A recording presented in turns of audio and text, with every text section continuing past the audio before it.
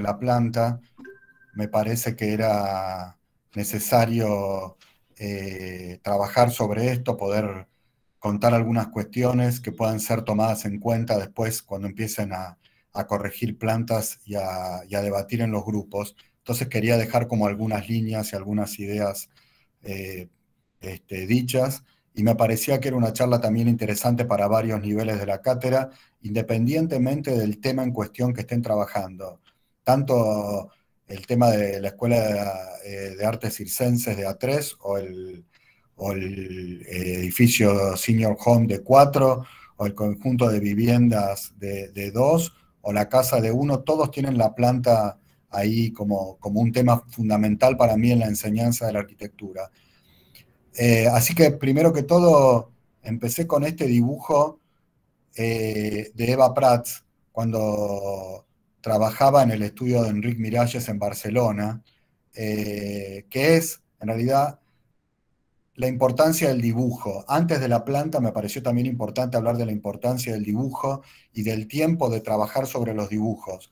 De hecho, Arquitectura 2, yo he aprendido con ellos la importancia del tiempo de dedicarle a hacer los dibujos, porque hay un tiempo mental que tiene que ver con este proceso y que le viene bien a los proyectos y hace que aparte el dibujo tenga cierta calidad y sea expresivo. Y sobre esto siempre hablaba también Miralles y Eva Prats. Me pareció interesante cuando Enric Miralles decía, todo se puede trazar a través de rectas y segmentos de círculo. Tan solo hay que saber dónde comienzan unas y terminan los otros. Y por ser prácticos hay que marcarlo.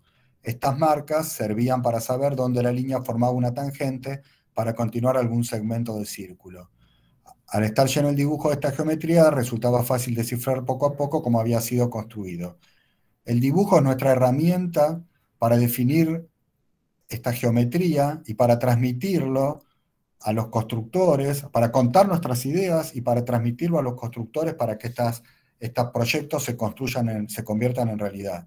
Entonces el dibujo es muy importante y la planta es uno de los instrumentos fundamentales para transmitir estos dibujos. Por eso le voy a dar una charla especial al tema de la planta, cualquiera sea de los niveles que estén. Perdón, de lo anterior creo que no hace falta que explique mucho.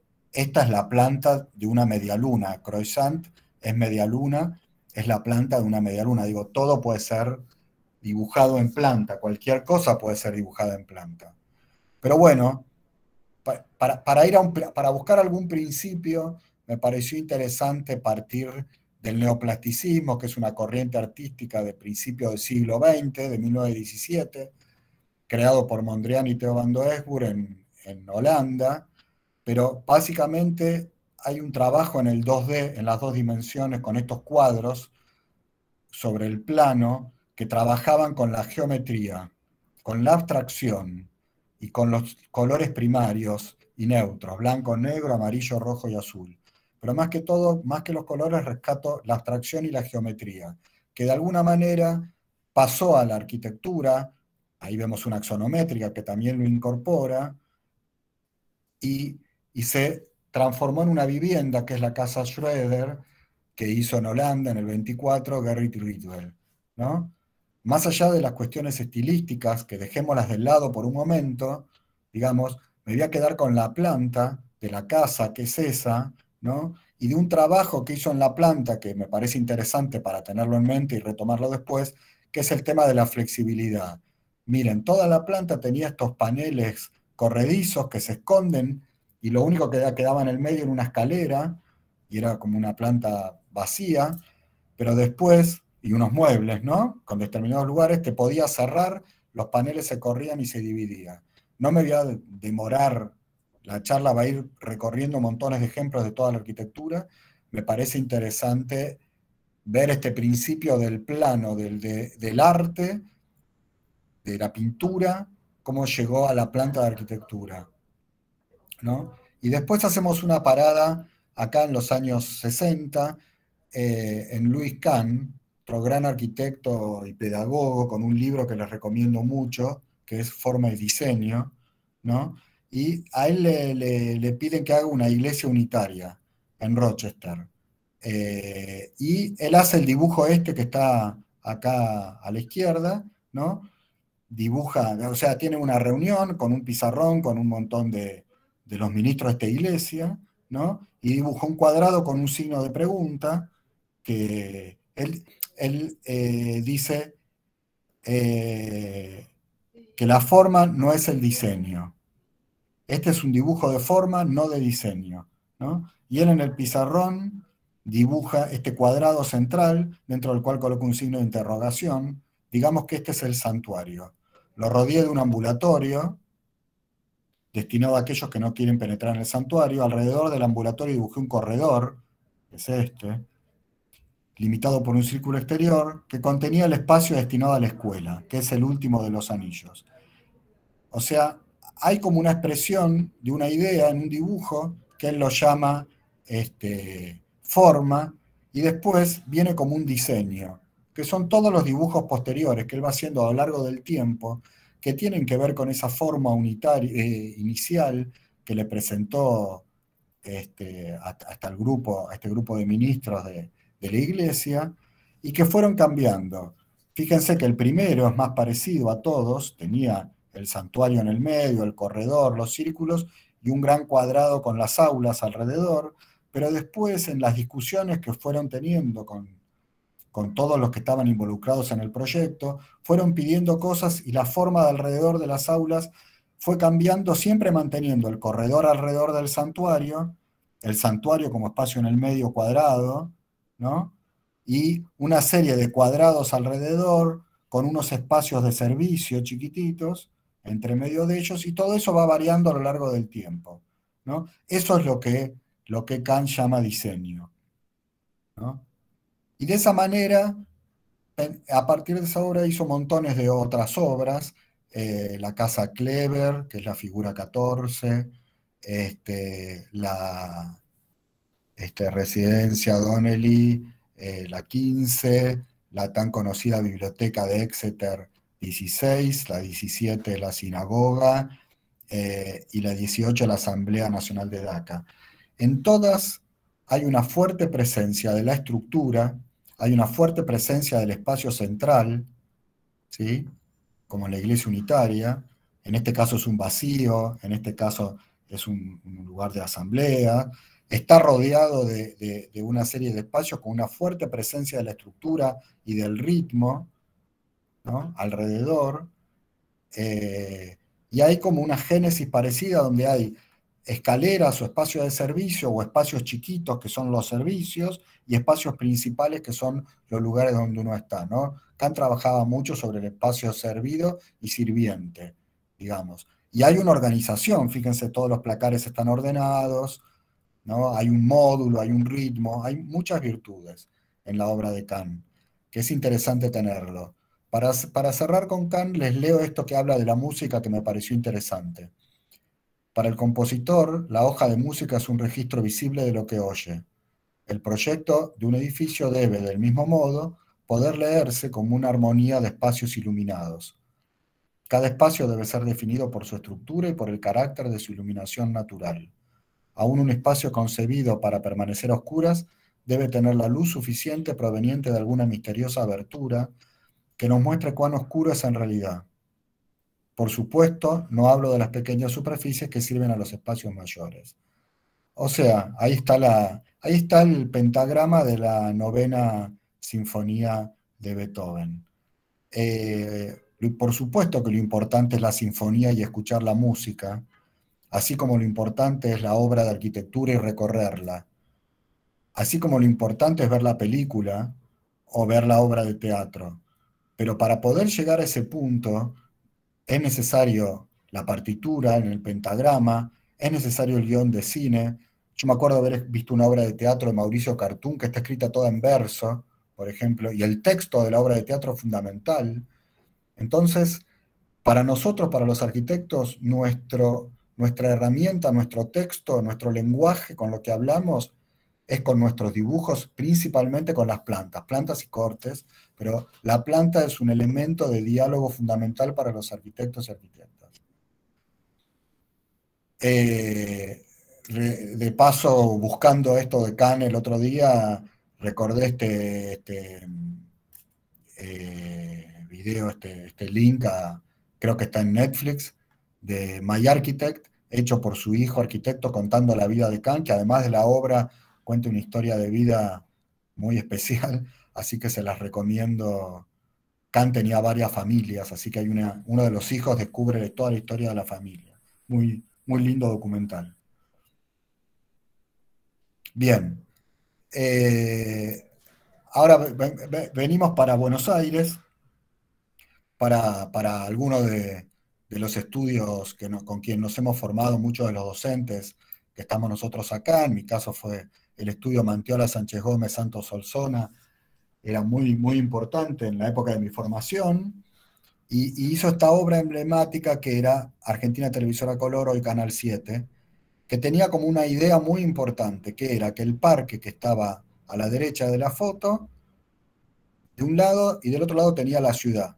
Esta es Avenida del Libertador, esta es la ciudad que sería Palermo Chico, y de este lado parque. Por lo tanto, el edificio es un gran plano inclinado que se hace alto como la ciudad y que tiene 4 cubos que son los estudios. Esa es como una idea principal que a nosotros cuando estudiamos lo llamábamos arquitectura de partido, que hoy está muy desdibujado, pero había como una idea importante que se materializaba en una figura que era esta planta. Esta planta, que es un dibujo expresivo muy interesante, muestra que hay un plano inclinado, que acá se hace ciudad, que acá se hace parque, que el parque se usa en el techo, y hay 4 estudios de televisión porque no entran abajo del plano inclinado.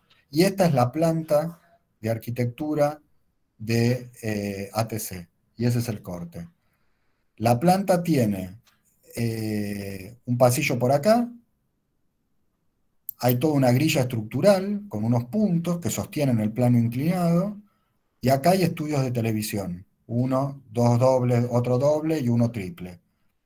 Todos los estudios que salen para afuera del plano inclinado, atrás de los estudios todo lo que es mantenimiento y servicio, que apoyan a los estudios, alrededor de los estudios los controles, y de este lado más apoyo con la parte de camarines, todos los lugares del bar, vestuario y otras cuestiones de artistas. O sea, el programa se acomoda perfectamente a esta planta que tiene una estructura muy fuerte y que se explica con muy pocas frases, ¿no? Plano inclinado, estudio de televisión, grilla de columnas. Bien.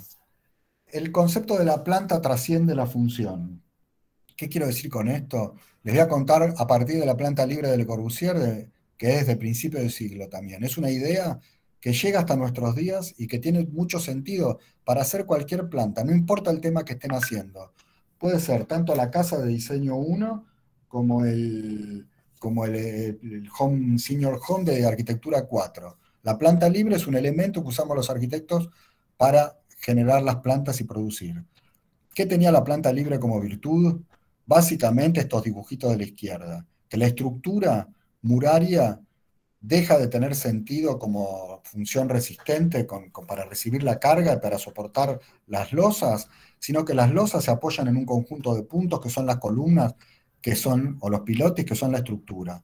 Eso permite que las paredes se muevan tengan libertad de posición, de forma, que la fachada tenga ventanas o vidrios que están libres y que no tienen paredes que tienen que calar, como en el caso de la derecha, donde el muro que era portante puede tener un pequeño agujero, y eso permite que ahora tenemos una ventana corrida o un curtain wall o ventanas libremente puestas en la fachada.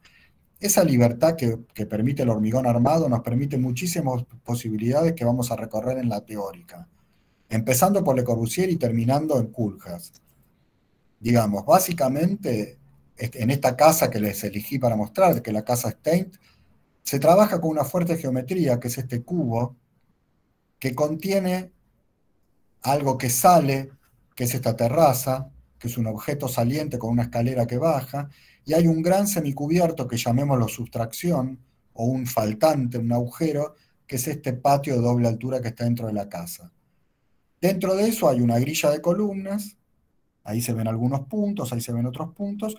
Las paredes tienen cierta libertad para moverse, no necesitan mantener una grilla muy ordenada. Algunos casos sí y otros casos no. Y después hay paredes más gruesas y ventanas o planos transparentes, ¿no? Entonces, finalmente con esto se hace todo. O sea, la planta libre es definir dónde van las columnas, cuáles son los volúmenes y dónde van las paredes opacas y las paredes transparentes o translúcidas, ¿no? De esa manera vamos a ir evolucionando y pasamos de las primeras casas del racionalismo de Le Corbusier de los primeros años a una complejidad mucho mayor, que para mí es interesante que tengamos en cuenta la casa Curuchet, que además está en La Plata, a 50 kilómetros de acá, y que tiene toda la complejidad de la obra de Le Corbusier, pero puesta en un lote tradicional pequeño de la ciudad, en la manzana de La Plata, ¿no?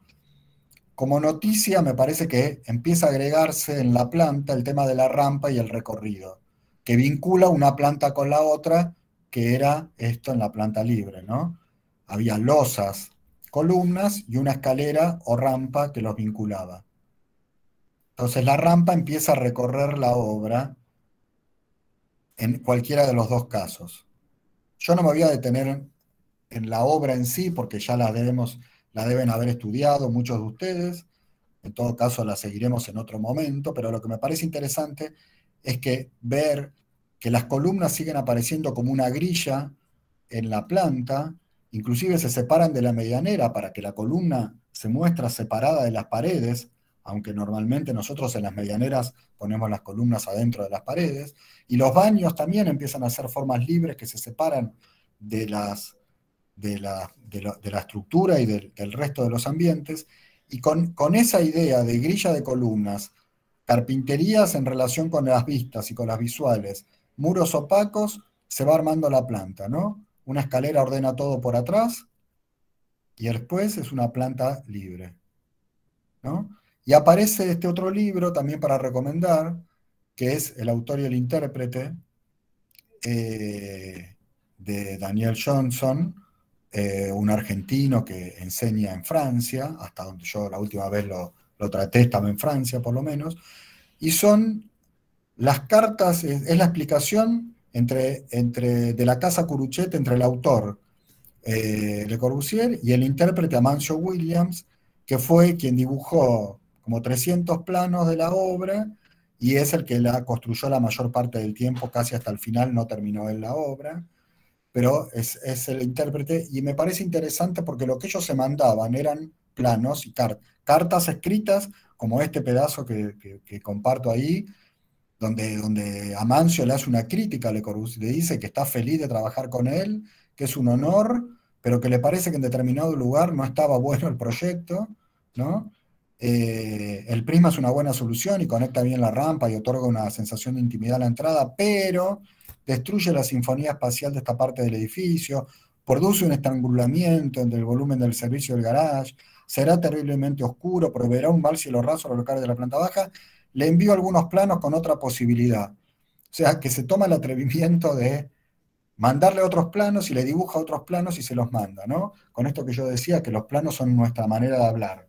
Cuando ustedes presentan el proyecto, presentan planos y los planos deberían explicar claramente con unas frases que tienen ustedes, debería explicar los proyectos, ¿no?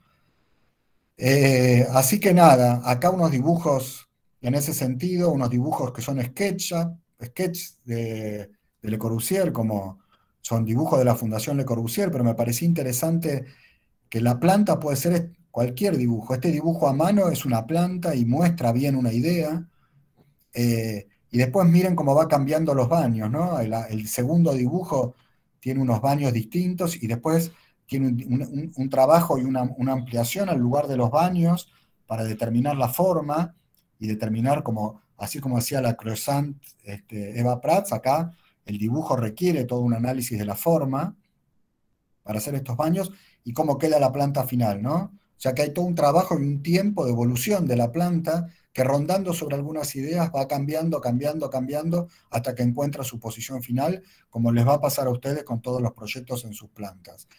Y lo otro que rescato para poner sobre la mesa que las plantas requieren, es que requieren un orden geométrico, ¿no? O sea, este terreno inclinado, que tiene la diagonal de la plata, ¿no? Tiene una geometría. Esa geometría tiene cuartos, medios, diagonales, paralelas a las diagonales. O sea, la forma de la planta no es un dibujo casual como la croissant. En este caso, tiene unas proporciones, tiene una composición, tiene ciertas reglas, tiene ciertos módulos, y a partir de ahí se construye la forma de la planta. Me parece importante, muy importante, tener esto en la cabeza al momento de dibujar la planta de cualquier proyecto que estén haciendo, ¿no? Vamos a salir un poquito de los más conocidos, Le Corbusier, y vamos a pasar un poquito por Mies, que hace otro tipo de plantas que también me parecen que están buenas, ¿no? Aprender de ellas para usarlas. Literalmente lo que digo es que esto que yo cuento se usa en el proyecto directamente. O sea, uno puede hacer un proyecto como si fuera Mies, como si fuera Le Corbusier o tantos otros que les voy a mostrar, ¿no? Mies rompe la caja, sale del volumen de Le Corbusier y lo desarma en planos. Un plano de basamento y un plano de techo, en el caso del pabellón de Barcelona del 29, ¿no? Y dentro de esos planos, algunos espacios son interiores y otros espacios son exteriores. Hay planos que son opacos, planos que son vidriados, transparentes, o planos que son de mármol, mucho más cerrados, otros son translúcidos, y a partir de esos planos uno va entrando y saliendo y pasando de adentro a afuera. Lo que me parece interesante acá también es encontrar este orden geométrico. Fíjense que el dibujo del piso, que tiene una baldosa, es la que ordena la posición de las paredes y la posición de los techos, ¿no? Las líneas de puntos son los techos, las columnas es una grilla que está acá, acá, acá, acá, acá, acá, acá y acá. Hay un piso que es esta baldosa, que en algunos lugares tiene agua o tiene alfombra, acá tiene de vuelta agua, y, pero el módulo del piso y de la planta baja para los proyectos de ustedes determina mucho de cómo se van a acomodar las columnas y cómo va a ir el edificio, dónde van a estar los techos para arriba. Ahora, la idea del pabellón de Barcelona o de cómo trabaja Mies es trabaja entre dos planos, donde la estructura vuelve a tener presencia, otra vez la planta con las columnas, que en este caso son metálicos, y los planos empiezan a ser de diferentes materiales y permiten que uno entra, salga, atraviese e inclusive que llegue a una especie de patio con paredes que tiene como la calidad del espacio interior, pero tiene la luz del espacio exterior, ¿no? Entonces, eso es Mies, y esta planta miesiana puede estar en cualquiera de los proyectos que cualquiera de ustedes está haciendo si le interesa trabajar de este modo. Solo hay que tener conciencia de cómo es el trabajo que hay que hacer. No importa la función, es un pabellón, pero así como esto, Mies hizo casas, edificios, cualquier cosa, ¿no? Me meto en otro texto para contarles otro tipo de arquitecturas que existían en la modernidad. El texto es un estudio sobre la sensibilidad ordenadora de la obra de Alvaralto, escrito por Porfidius, y traducido por Leston, y tomado por Lombardi también más adelante, traducida y revisada por el Tano Lombardi también, y habla de homotopías y heterotopías. Las plantas corbusieranas es la que este texto llama homotopías. Es una planta de grilla de columnas, donde ahora se los voy a mostrar y lo van a ver claramente, donde la diferencia en la grilla y en el orden aparece por la particularidad, por el gesto. En cambio, hay otras plantas que se llaman heterotópicas, que, que tienen un sentido donde hay una envolvente que junta diversidades. Hay diversas cosas que tienen sus lógicas, que acá dice un fragmento con un determinado número de coherencias, brillan por separado, pero hay algo que los unifica, que en este caso puede ser una envolvente, ¿sí? La continuidad es lo que favorece las plantas heterotópicas, ¿no? Y ahora se las muestro para que lo entiendan. Una planta de Le Corbusier homotópica es una grilla, como el Palacio de la Asamblea de Chandigarh, ¿no? Una grilla de columnas, no exactamente igual, con un módulo en el medio, unos módulos en los costados, pero la grilla de columnas existen, con unos parasoles en los bordes que le protegen de la luz, que le tamizan la luz, donde empiezan a aparecer adentro sistemas verticales de circulación, como nombré antes, el recorrido, ¿no? Las rampas, los ascensores, las escaleras, y donde aparece diverso el gesto, por ejemplo, el Palacio de la Asamblea, ¿no? El lugar donde se reúnen el Parlamento. Y una cara distinta que es por donde se entra, por esta puerta. Entonces casi que yo les cuento el proyecto mirando la planta, ¿no? Esto tiene un gesto que es la diversidad de la planta, que es esta, o todo lo que aparece diverso ahí adentro, dentro de un proyecto ordenado. Alvar Aalto, o otros que ahora vamos a ir viendo, trabajan de otra manera. Esta planta no tiene un único volumen, es una adyacencia de diferentes volúmenes y formas complejas, determinando una forma compleja a partir de formas simples, una adyacente de otra, ¿no? Que es como lo que hace Alvar Aalto en Salo, en Finlandia. Lo que necesitan estos proyectos para de alguna manera tener cierta continuidad es un material que envuelva todo y que determine una nueva forma compleja a partir de las adyacencias de formas más simples. Me gusta mucho, para contar la heterotopía, contar el proyecto del Club de Amigos de Leston, porque lo conozco bien, donde hasta el piso es de ladrillo, como el edificio que es de ladrillo, ¿no? Pero me gusta esta planta que tiene acá la cancha de básquet, que es este cuadrado, acá la pileta, que es este rectángulo, acá va teniendo unos vestuarios dentro de este rectángulo, acá tiene una confitería con este rectángulo, pero empieza a tener unos triángulos que empiezan a ser cómo se van, y acá aparece la galería, ¿no? Ese semicubierto exterior que les conté antes. La forma es una forma compleja, envuelta en ladrillo, a partir de la adyacencia de formas simples, que es lo que decía antes, ¿no? Lo mismo, en esa misma línea, trabaja la obra de Álvaro Siza, que cuando tiene que hacer el Centro de Arte Contemporáneo, le toca en Santiago de Compostela, le toca este lugar, este sitio con tanta complejidad y tantos edificios abigarrados y un espacio que tiene una arquitectura así fragmentaria, que hace este edificio ahí, que tiene esa misma lógica, ¿no? Que hasta el auditorio, pero casi que no es una figura muy pura puesta en el medio del vacío, ¿no? Es una figura como Compostela, ¿no? Y la planta es esa, ¿no? Nuevamente aparecen unas figuras reconocibles, hay adyacencias de rectángulos, hay un pasillo que ordena con las escaleras, que es pero esto tiene una geometría para un lado, esta tiene una geometría para el otro, en este punto aparece el cuadrado con este cuadrado con la geometría de atrás, pero esta lonja con la geometría de la vereda de adelante. Entonces, entendiendo las lógicas del sitio, uno va articulando una figura compleja que en vez de ser de ladrillo es de piedra del lugar, ¿no? Pero de vuelta envuelve con un material. Así que viniéndonos para nuestros días, Miralles, que nombré al principio, que lamentablemente es un arquitecto que falleció, que mirábamos mucho cuando nosotros estudiábamos, ¿no? Que miraba mucho a Le Corbusier, ¿no?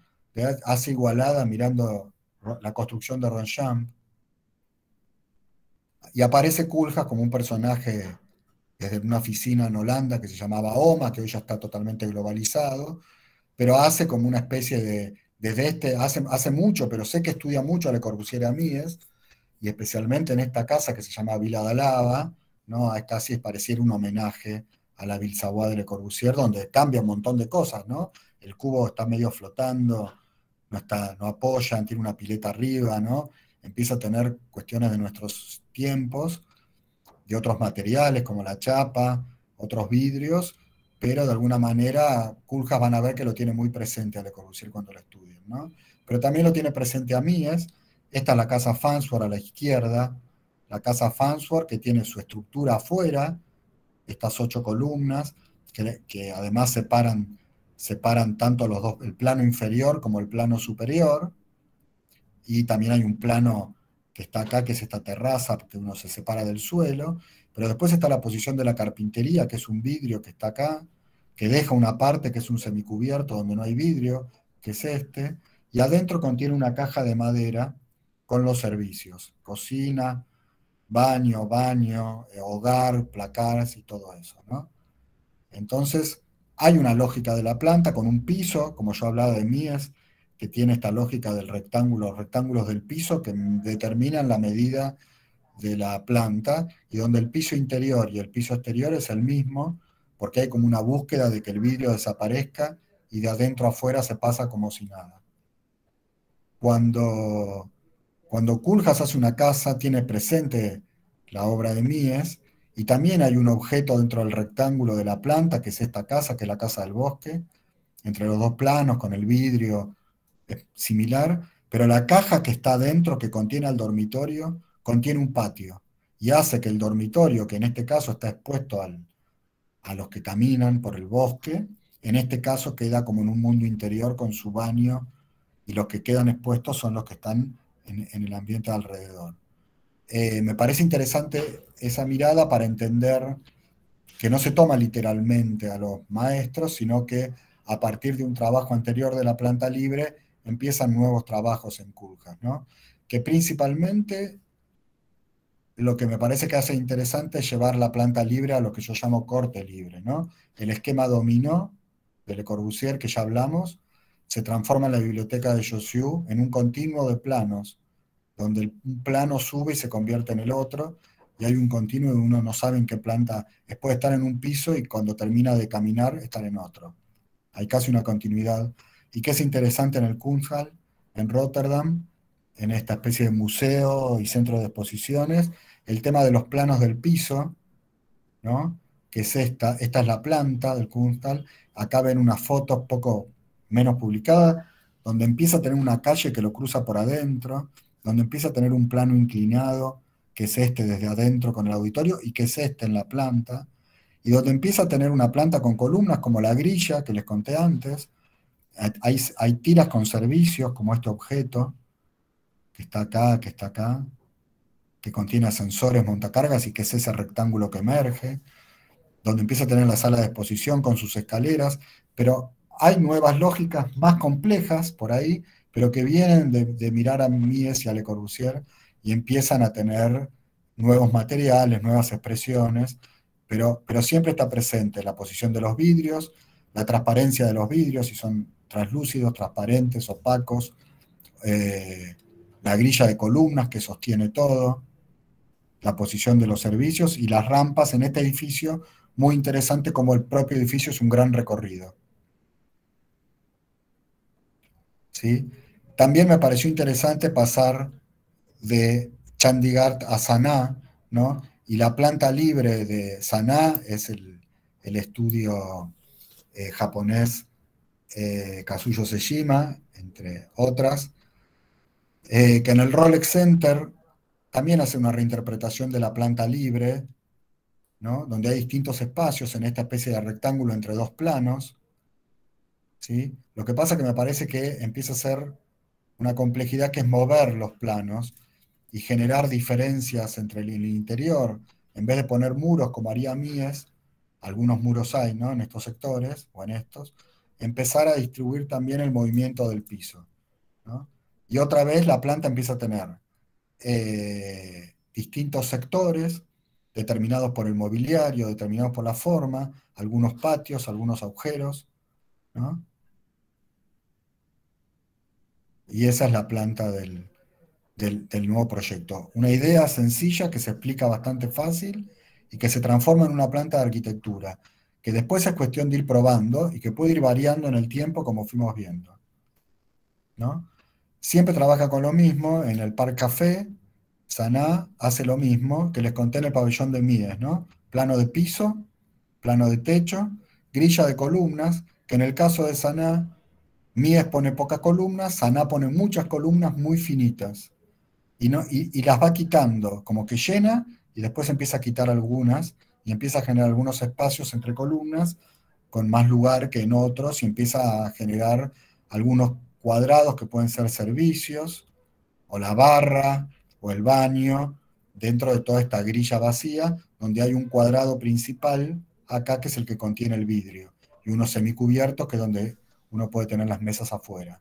Pero con eso se hace arquitectura, no hay mucho más que el plano del piso, el plano del techo, la carpintería y algunos planos que pueden reflejar o ser opacos. Sana mira mucho, es japonesa y digamos, hay una explicación que viene de la casa japonesa que me pareció interesante, que habla de las plantas, que ahora les voy a mostrar. Las plantas japonesas tienen algunas cuestiones que fui aprendiendo. El engawa, que es esta galería perimetral, que es mucho más que una galería, es el tamiz de la luz, es la sombra, es la protección de la lluvia. Tiene otro componente que es el tatami, que es estas alfombras de 90 por un 80 que, que arman, van a ver que arman la planta de la casa, y otros yoji, que son estos paneles corredizos translúcidos, que van vinculando los distintos ambientes de una obra. Todo esto está en un libro, que es ese que puse a la derecha, que se llama Sana, Espacios, Límites y Jerarquías, que también recomiendo especialmente para los niveles más altos. Que explica esta evolución de la planta libre en la planta de Saná, ¿no? Pero me gustaba también poder mostrar que la casa japonesa está hecha en módulo de tatami. O sea, el módulo, en este caso, es el tatami japonés. Miren la planta, el módulo de tatami, ¿no? Me pareció súper interesante como unidad de medida. Y bueno, y aparecen los múltiplos y estas medidas y la construcción de la casa a partir de ahí, ¿no? Todo en madera, las casas no tienen pasillos y tienen una sucesión de ambientes que se van uniendo, que funcionan de día como lugares de estar o de comer y de noche como lugares de dormir en el tatami. Bien, de la misma manera, Saná es un museo, el Museo de Arte Contemporáneo en Kanazawa, en esta ciudad que tiene como una especie de parque en esta manzana, con distintos usos por distintos lados, diversos, ¿no?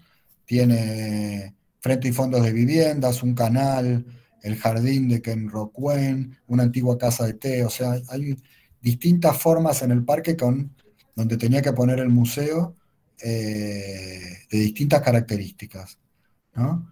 Y elige poner un círculo y una serie de rectángulos. Esta es la planta del museo, puesta en este parque, ¿no? Trazamos un círculo con el propósito de responder en forma continua a un entorno completamente heterogéneo, ¿no?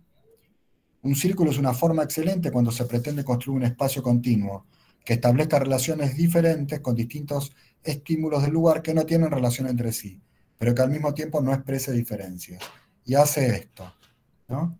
Un parque con una especie de círculo que en realidad dentro tiene una serie de rectángulos llenos o vacíos, o más altos o más bajos, que contienen las distintas funciones.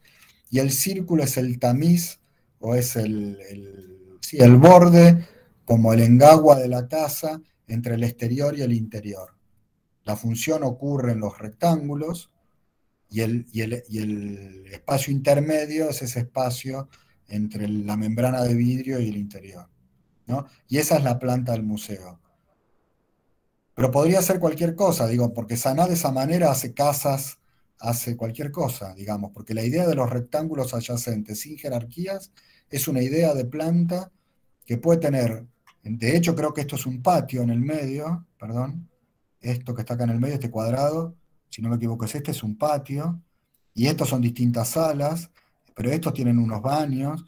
Entonces es cuestión de que primero hay un concepto general de planta y después, de acuerdo a la función que se esté trabajando, se llena. Pero hay como un concepto general que viene de un dibujo importante, geométrico, que contiene la estructura y que contiene los servicios, ¿no? Como les dije antes, ¿no? Toyoito trabaja de una manera similar, pero hace variaciones también, ¿no? La figura del cuadrado es muy fuerte, con unos círculos adentro, pero con mucha libertad porque en la planta libre puede poner figuras curvas, o muebles curvos, o muebles sueltos, diversos. Los que equipan oficinas, fíjense que acá hay muebles de un tipo, muebles de otro, salas de otro, y siempre es bueno mirar plantas para saber cómo dibujar. Lo interesante es que los medios verticales de circulación están en estos círculos y son ascensores o escaleras o montacargas que atraviesan las plantas de arriba abajo, ¿no? como este dibujo. Así como veíamos lo de Kazuyo Tsushima con el exterior, armó una casa, la casa S, que tiene como este perímetro.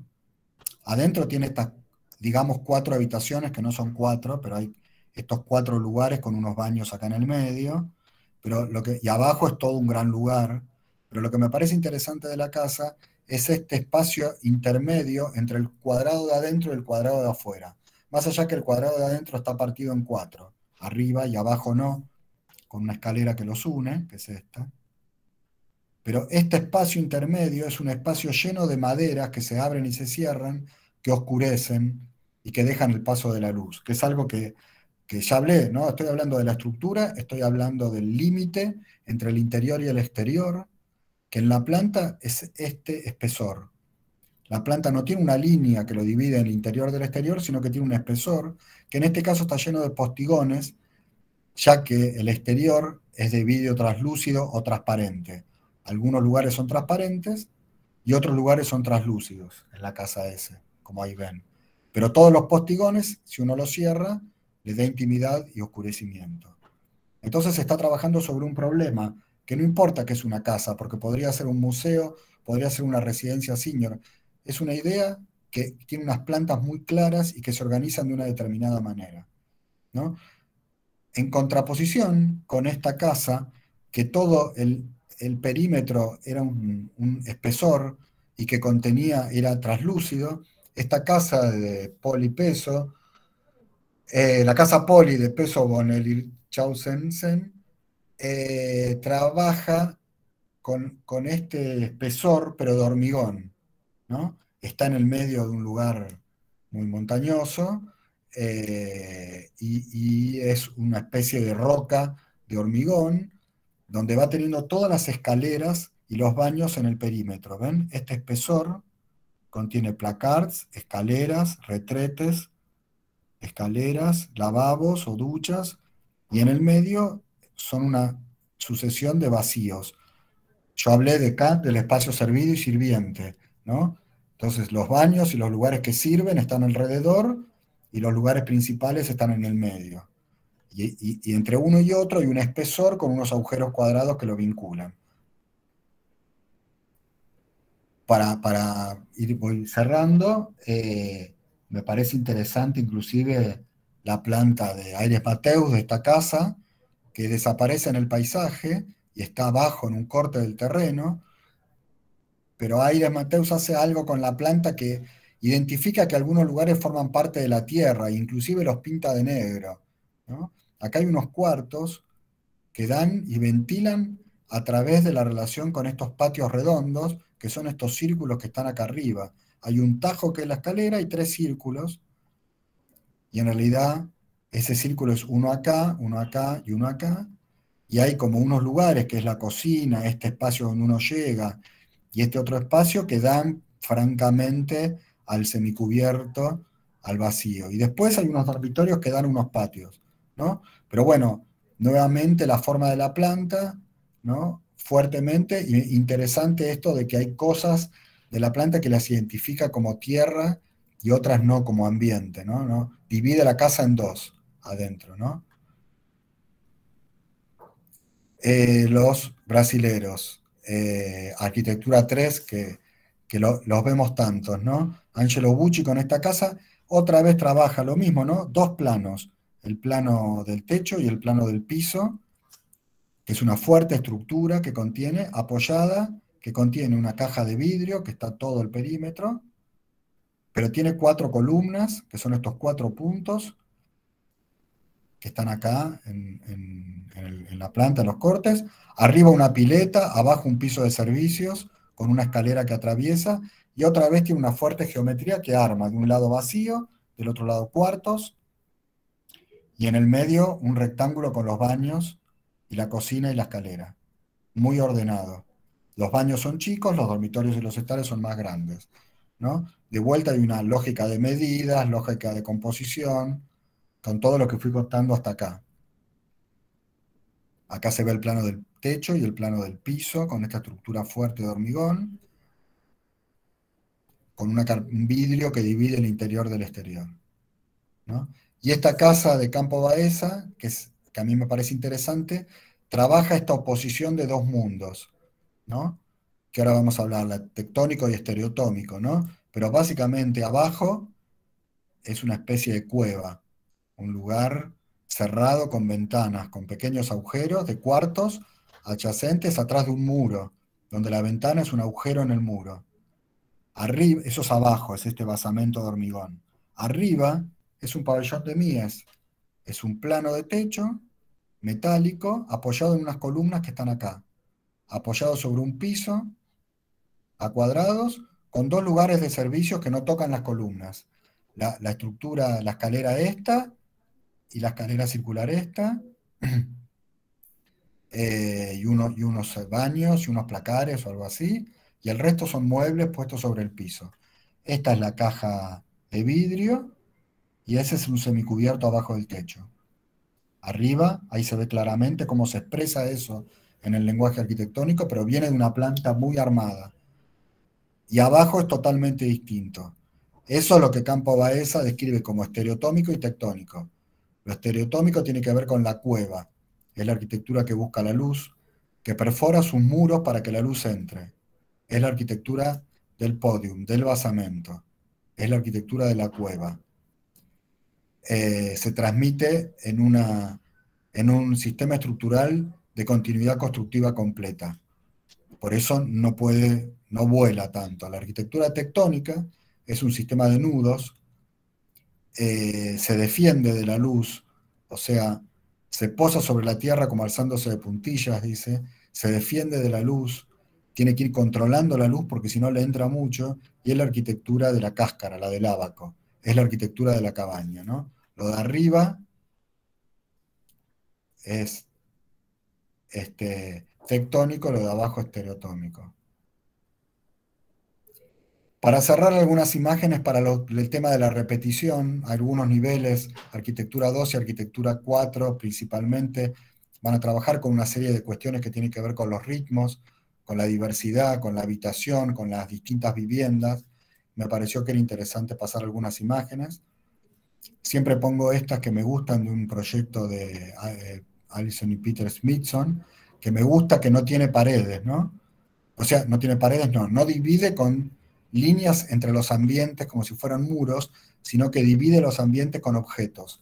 Pero básicamente esto importa porque es una planta principalmente que tiene esta fuerza, que después uno puede hacer que en el espacio esto se vea, ¿no? Se manifieste. Si las cajas tuvieran una cierta continuidad, una cierta materialidad, uno podría estar en el ambiente escritorio, dormitorio o comedor y rodear estas puertas y descubrir que esto es una caja. Si no, uno no se da cuenta nunca, solo lo ve en una planta, que finalmente es una representación de la realidad. Pero a nosotros, los arquitectos, nos sirve para pensar, para poner la estructura, para pensar las medidas, para ordenarnos, ¿no? Nuevamente, otros ejemplos donde los muebles determinan la división entre los ambientes, donde los baños no es un baño, sino que es un retrete, una ducha o una bacha, pues está todo separado. Y la cocina es un objeto que se abre y se cierra. Creo que por ahí los placares son unos objetos que tienen paneles, que tienen otra calidad que el borde interior, que me parece que son puntas para dibujar viviendas que también pueden ser útiles. O el sistema este ABC, armarios, baños y cocinas. Son tres objetos de 60 centímetros para guardar, para el sistema sanitario, para los caños de los inodoros, bidet y bacha, o C para cocinar. Y estos tres objetos producidos por la industria, distribuidos a lo largo de las plantas en posiciones diversas, generan diversidad de tipologías con un objeto sistemático y repetitivo, ¿no? Y después entender la planta, juntar baños o juntar cosas que tengan una misma medida, ¿no? Por ejemplo, acá hay una planta que deja libre todos los ambientes de una vivienda que pueden ir cambiando con más dormitorios, convertirse en cumpleaños, en mirar un partido del mundial en oficina, porque los baños, de tanto la de un lado como la del otro, están todos en el medio y son fijos y no permiten esa flexibilidad del ambiente, ¿no? que en realidad están como el ascensor y los baños tienen el mismo ancho y esta tira acá del medio, ¿no? Pero acá este proyecto tiene dos bandas, una banda atrás y una adelante, y en el medio una serie de líneas, y con eso va construyendo también.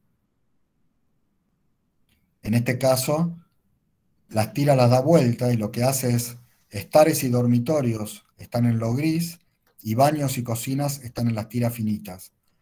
Entonces hay módulos 3 y 1. 3 dormitorios con un estar están divididos con un sistema de servicios de los próximos 3 dormitorios con el estar, donde además las cosas pueden ir cambiando y variando. Pero hay un juego geométrico de variaciones dentro de una grilla que tiene unos múltiplos, ¿no? En este caso, también el proyecto que tiene una tira va ordenando los baños en el medio junto con los ascensores, los dormitorios a un lado, con sus placares en línea, y los estares al otro, con las terrazas. No importa si uno tiene 3 dormitorios, 2 dormitorios o un dormitorio. Es una manera de armar la planta que tiene una lógica de tira, que tiene un ancho determinado, y se va repitiendo indefinidamente hasta encontrar los límites del terreno, ¿no? Ni siquiera en las que les conté es igual, en los otros casos varía un poco inclusive. Y esta varía en el otro sentido, ¿no? El baño y la cocina están como si fueran las medianeras entre cada una de las viviendas, pero entiende que los placares forman parte de un sistema de objetos que pueden dividir de una manera o de otra. Puestos sobre la cocina liberan y el ambiente es largo en este sentido, pero puestos así pueden generar 2 cuartos de hijos o pueden generar un cuarto de padres o pueden hacer una oficina o otro uso moviendo los placares. Y eso se hace con geometría en una planta, ¿no? Claramente acá van viendo cómo hay una grilla, un ordenamiento, las cosas que miden 60 centímetros como los placares forman parte de unas líneas, y los dormitorios que miden 3 por 3, supónganse, van generando un ritmo, y el estar es la suma del ancho del dormitorio más el pasillo más el placar, por ejemplo. Y una vez que se encuentra una medida en un sentido, se puede repetir en el otro, ¿no? Y hay una lógica que tiene que ver con la composición y con los espacios servidos y sirvientes que van armando el módulo del proyecto, ¿no? Y que permite inclusive si se agrupan baños, cocinas y placards, que todo lo que queda pueda variar a lo largo del año, ¿no? Que pueda haber una fiesta, que pueda hacer un concurso, que puedan hacer trabajar o que puedan vivir, ¿no? Y eso necesitas en las plantas liberar de baños y cocinas. O entender que un patio o una terraza puede ser un cuadrado como un ambiente y que puede ir cambiando de lugar y estar en distintos lugares, ¿no? Y acá van viendo cómo esta unidad de tipología se distribuye a lo largo de la planta, con una tira para un lado, una tira para el otro, de esas viviendas, y en el medio escaleras y ascensores y pasillos para entrar. Otro de lo mismo, más de lo mismo, ¿no? Nuevamente varían las unidades con un sistema de repetición. Y para terminar les cuento esta historia que siempre me pareció divertida, más que todo la cuento porque me gusta y me divierte, que es la vida de Lucas, contada con plantas de su casa. Lucas cohabita con gente de su edad. Uno vuelve a la ciudad, cede su espacio. Lucas invita gente y toman vino. Sus compañeros organizan una reunión de trabajo. Lucas se enamora de Frida, piensan casarse. Hacen la fiesta de despedida de solteros.